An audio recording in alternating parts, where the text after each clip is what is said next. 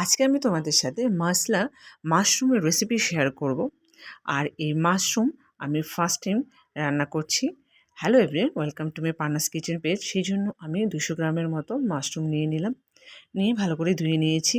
এবার মাশরুমগুলোকে আমি কেটে নিয়েছি, মাঝখান দিয়ে 2 টুকরা করে নিয়েছি। এবার একটু মেরিনেট করে নেব। দিয়ে দিলাম বাটার, আর দিয়ে দিলাম নুন, শুকনো লঙ্কার গুঁড়ো আর থেতো করা রসুন দিয়ে আমি মেখে নেব। রসুনটা আমি দিতে ভুলে গিয়েছিলাম, দিয়ে নিলাম এখন। দিয়ে আমি সাইড করে রাখবো। এবার কড়াই বসিয়ে দিয়েছি, তেল দিয়ে দিলাম, জিরে ফোড়ন দিয়ে দিয়েছি, কুচনো পেঁয়াজ দিয়ে পেঁয়াজটাকে লাল লাল করে ভেজে নিতে হবে। এবার কিছু মশলা অ্যাড করছি, জিরের গুঁড়ো, লঙ্কার গুঁড়ো আর টমেটো পেস্ট। এবার টমেটো পেস্ট দেওয়ার পর সামান্য একটু জল দিয়ে মশলাটাকে ভালো করে কষিয়ে নেব।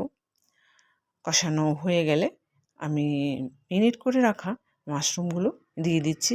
মাশরুমটা দেওয়ার পর মশলার সাথে ভালো করে কষাতে হবে একটু একটু জল দিয়ে। এবার আরও একটু জল দিয়ে আমি ঢেকে দেব।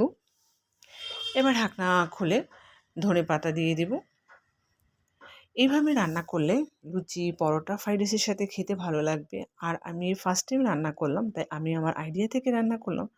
তো রেসিপিটা যদি ভালো লাগে লাইক, কমেন্ট, শেয়ার করে পাশে থেকো। আর আমাকে সাবস্ক্রাইব করতে ভুলো না যেন।